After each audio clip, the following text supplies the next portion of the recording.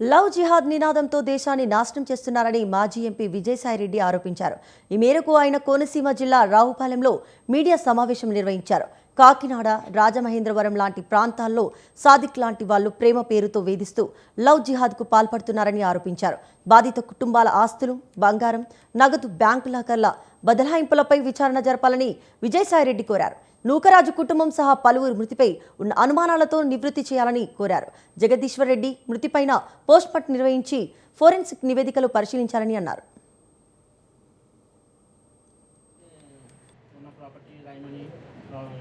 ఏదైతే ఉన్న బంగారం జగదీష్ ఇన్సూరెన్స్ అమౌంట్లోని లాక్ చేసి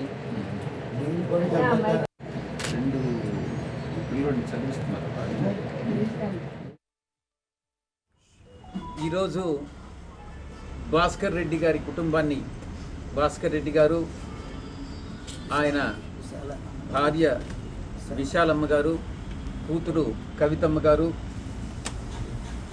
సోల్ సర్వైవర్ ఈ యొక్క ఎపిసోడ్లో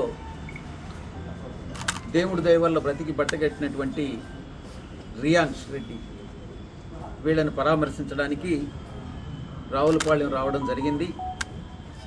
భాస్కర్ రెడ్డి గారు అన్ని వివరాలని వివరించడం జరిగింది. ఈ యొక్క సాదిక్ అనేటటువంటి వ్యక్తి ఒక సాధారణమైనటువంటి నేరస్తుడు కాదు. ఇతను కరుడు గట్టినటువంటి నేరస్తుడు. నాకున్న సమాచారం ప్రకారం సాదిక్తో పాటు మరో 9 మంది అదే సామాజిక వర్గానికి చెందినటువంటి వ్యక్తుల ముఠ, అంటే మొత్తం ఒక 10 మంది ఒక టెర్రరిస్టుల ముఠ.